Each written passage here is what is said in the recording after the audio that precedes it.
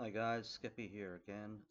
Gonna try to go through a couple more months of the monthly budget. If you recall from the first video, if anybody's watched it, um, what I'm doing is I'm going through my first year of living in Thailand. I moved here January 16th, 2023. My last video, I went over some things I thought you should do before you move here, um, and then I went through the February 2023 month of February 2023, what I spent. So today I'm going to try to do, I'm going to do March and April just to keep this moving. Again, my plan is to catch up to present day. Um, and, I'll talk about where I've lived in Thailand. This is all when I lived in Pratamnak, which is a fine area to live. It's away from the central Pattaya madness. Unless you like that sort of thing, it's your personal choice where you want to stay in Pattaya or Thailand for that matter. Okay, so March 2023. Again, my first year's budget is 90,000 Thai baht, which equals in today's exchange rate. What does that equal to? So 90,000 Thai baht is about 2,666 US dollars. Again, I'm sticking with US dollars here for any conversions. I'm from the US.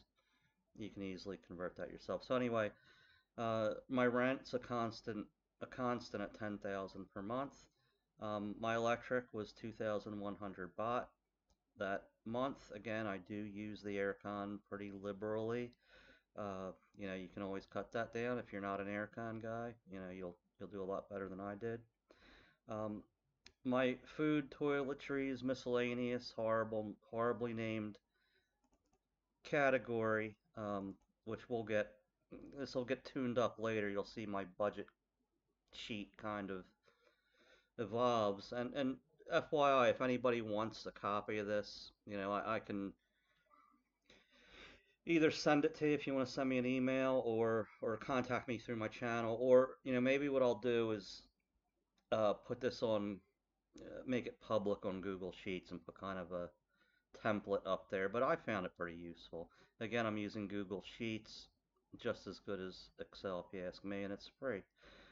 So now we're down to the food, toiletries, miscellaneous, which again, this bucket here includes, eating out at a restaurant, street food, 7-Eleven, uh, going to the supermarket for monthly or weekly supplies. Anything that doesn't fit into these other categories kind of falls into this one. So as you can see, I budgeted 16,999.67 Thai baht, and I came in a little under this month of 13,645 Thai baht.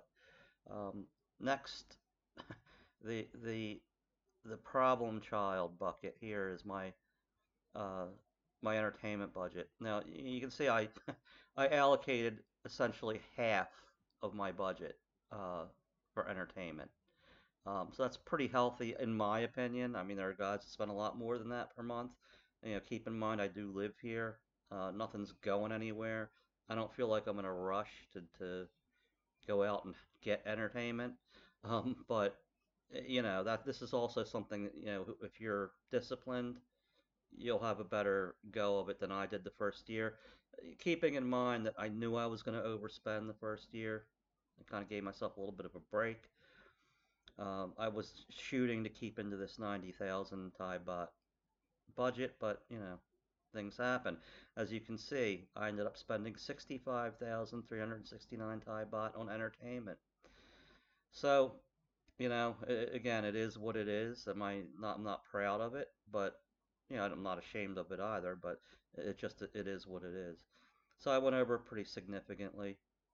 Again, insurance, medical, this bucket here for costs is would handle whatever your insurance premium is going to be, or a lot of guys self-insure here. Um, that's another kind of personal thing. One thing about Thailand, if you have pre-existing conditions, you're going to find it very, very difficult to get any kind of insurance. I have heard of guys that say they had some type of pre-existing condition. Well, the insurance company, if you do manage to get a policy, they're going to exclude anything related to that uh, condition. So insurance, in my country, in the United States, it's generally illegal at this point to exclude people for pre-existing conditions. However, that's not how the rest of the world works. Um, Thai insurance companies, and I'm sure places elsewhere in the world, will exclude pre-existing conditions. It's kind of I don't want to say, I guess it's a normal thing. In any case, this 1,000 baht that I spent on that was probably for prescriptions. I actually break that out later on in my budget to a separate cost. But 1,000 Thai baht, I think it was for my prescriptions. I take some maintenance medications. Um, Down to the bus and bolt. So 1825 was what I budgeted for, you know, uh, transportation. I did come under on that, 1640. Visa cost, again, I didn't have any visa cost at this point because I was on a visa exempt entry at this point. I believe it was 30 days back then. It's 60 now, 60 days now, and you can extend that for another 30. Um, so anyway, I had no visa costs. I budgeted 500 baht for clothes. I do not remember what I bought, but it cost me 599 baht. I mean, I guess I needed something. I can't remember exactly what that was. This was 2 years ago, but clothing, I did go over a little over on that this month, 99 baht. Massage haircut, 1542. For that, I think I talked about this last time. I overestimated on that. I spent 700 baht that month, and I'm just going to assume like that would be a haircut and a massage. I get my haircut once a month at least, so and I do like a massage, but I'm not massage crazy. I mean, I like one or two a month, but that's what I spent. Cleaning, I mentioned this before. I budgeted 1,100 baht for cleaning the condo to pay somebody to do it, and I ended up cleaning it myself that first year. So there's never going to be a cost in there, I don't think. Laundry, the famous laundry. I did not have a washing machine, laundry machine. So I am at this point, taking my clothes to a laundry service. I mean, look, it's great. If you ever used a Thai laundry service before, it's comes back pressed. They do something to make it smell awesome. I guess it's probably some type of perfume they put on there, but whatever it is, it's good. So I've been doing that. Internet, I mentioned this before. My internet and water in this condo in Pratamnak was included. So again, up here I write electric and water. Disregard the water. That's pure electricity. Um, Internet, no charge because it's included. My phone, I guess I figured out my phone by that point. Um, 208.33, 208 baht and 33 satang.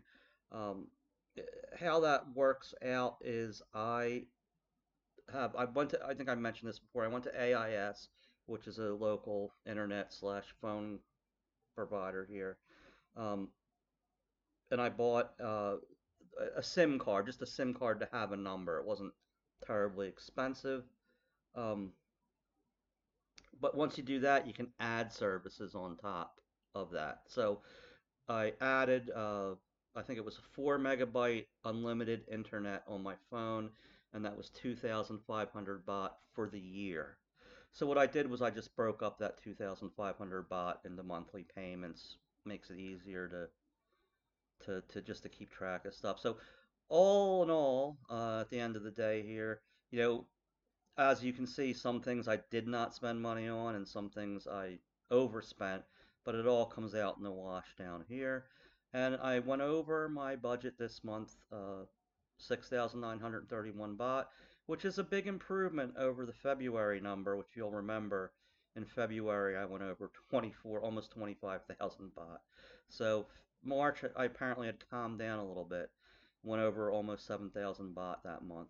And I would just say expect your first year, unless you're very disciplined, it's the temptations in Thailand whether it's food, the nightlife, whatever you're into, golfing, whatever it is, you're going to be tempted. And, it can get boring staying home in your condo. I mean, that's another thing I would recommend to you guys is uh, make sure you have some kind of option for watching TV if that's something you enjoy. So a lot of people are never home. They don't watch TV. They don't care. But in my experience, you spend a fair amount of time in your condo. You want to have some kind of good TV package. What I did was I brought my Fire Stick with me, my Amazon Fire Stick. I use a VPN. I use NordVPN, which in my opinion is very good. I installed the VPN on the Fire Stick. So when I am watching TV, obviously you need a smart TV, which I did have at the Pratham Net condo. Plug the Fire Stick in, you fire that up, get the VPN going, and I can access, all the Netflix. I had at the time, at this time, I had access to almost many channels, not all, but had Netflix, Hulu, Disney. I think I had Prime, Paramount, all these things. Now I wasn't paying for all that. Somebody was kind of lending me some, critical information to be able to log on. So I had plenty of watch options. The other great thing with Fire Stick, whatever country you're from, you can download, you know, different viewing apps. There's tons of free movie sites like Tubi, and there's a bunch of them on there. Pluto TV, which a lot of these I guess are only available. Well, Pluto is only available in the United States, I believe. I'm not 100% sure, but that has tons of free channels. So there's no, with my setup, there was no wants for viewing. And listen, even if you are an active person, you're going to the gym and you're going out golfing, you're still going to be spending time at home. And if you're not into TV, you're not into TV. Maybe you're reading a book. But if TV is something you do in your leisure time, you know, bring a Fire Stick. That would be something. That's something I forgot to mention. Although you can buy them here on Lazada. Lazada is like the Amazon of Thailand or Asia, I guess. And they have something called Shopee here too, which is similar. I've just used Lazada. You can order almost anything off of Lazada, have it delivered to your house. A lot of it comes from China, but some of it's from inside Thailand. But in any case, I believe they do sell Fire Sticks. Or you could just purchase an Android box, which is, definitely something, you know, it's similar to having a Fire Stick, I would say. So, it's all about viewing the TV. All right, so I'm going to move on to April here, then we're going to wrap this one up. I'm just trying to get two in. And this was not another great month for me, apparently. Listen, I'm looking at these things again the first time for the for in a long time. I haven't looked at these. Okay, so I'm a little shocked too when I see this. So, all right, so 90,000 baht. There's my budget. 10,000 is always going to be the same for rent. Uh, the electric was a little bit up. I guess it was starting to get a little bit hot. 2,946. That's just electric. Disregard the water. Water's included in my condo.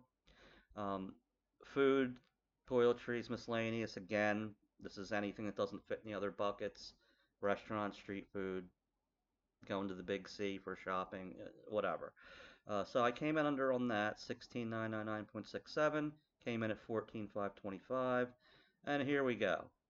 See, this is why I like to do a budget, because it becomes abundantly clear where your problem is. And it's abundantly clear where my problem was.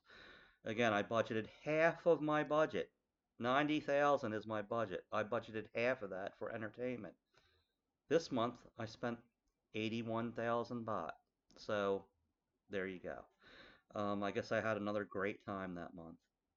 Uh, This 7,000 insurance medical, this would be where your insurance premium would could go, or anything related. You go to the doctor, you get your prescriptions. I do actually break that out a little bit more further down the line, but you'll see how this budget evolves. So I had a fair amount of either that was doctor's appointments or uh, prescriptions. I do buy prescriptions one time per month, which is about 1,000 baht for my maintenance medications, a little less. I don't recall what this was. I think I may have gone to get a checkup or something. I don't remember, unfortunately. But anyway, it was all insurance or medical related. Um, my transportation budget, 1825. I spent 1510, so I did come under on that. Visa costs, we're starting to see visa costs adding up here. So I'm not going to have big discussions about visas. Um, my personal choice is I used an agent to get my visa. So, when you use an agent for a visa, there's going to be costs. All right. You can do it yourself, spend 1,900 baht, be done with it. Or if you're adverse to bureaucracy like me, and I know people say, oh, it's easy, it's no problem. I don't care about that. I just don't want to deal with any areas of officialdom. So, and I was like that in my country too. I just don't like dealing with, you know, government officials. So, in any case, I'd have to kind of review this when I'm spending. I don't know why I spent 1250, but the 1100 that I budgeted for Visa, so that would equal uh, per year 13,200 baht. That's about what you're going to pay an agent. It's actually a little less. I didn't really know what I was going to be paying, but if you're going to pay an agent to do your help you out, you're going to pay a fee. All right. So again, it's different for everybody. I'm not going to really get into the debate of using an agent or not using an agent. It is what it is. Um, so I'll just leave it at that. These were some type of visa costs. I'm not sure. I don't remember what I spent that on, but in any case, that'll become more clear as we go along through the year here. So 500 baht is my clothes budget, which I didn't purchase any clothes. Massage haircut. I'm gonna guess that was a massage for 300 baht. Could have been two haircuts. Not 100% sure. Cleaning, I've talked about. I cleaned my own condo for the first year, so I did not pay anybody to clean. Laundry kind of went a little bit over. I budgeted 1,600 baht, 1,600 baht for laundry. I ended up spending 1,850. Not too bad. Internet's free in this condo. Water, disregard this too. Water and internet are free. My phone cost, which I talked about before, I have a unlimited internet package for my phone. So when everything shakes out where I didn't spend in some areas and spent more in others, I ended up going over budget by 26,813 baht. So, again, I guess I had another good time that month. So, it is what it is. I'm just going to leave this at that. And I think I'll pick this up maybe in a couple days. I'll try to do 2 more months and try to get everything caught up to date. And you'll get an idea what it costs to live here. Again, I'm going to do this for the last 2023, 2024, and then we'll pick up 2025 up to, I guess, February if I make it. Um, and I'll talk about where I moved to in 2024 and where I'm living now, which will probably be a little bit, unless I mentioned it already, it may be something of a little shock or a little surprise after having lived in Pattaya and not jumped. And so, okay, all right, guys, thanks for watching. If you like the video, give it a like. If you don't, don't give it a like. If you like the channel, please subscribe. If you don't like it, don't subscribe. All right, guys, we'll talk to you soon.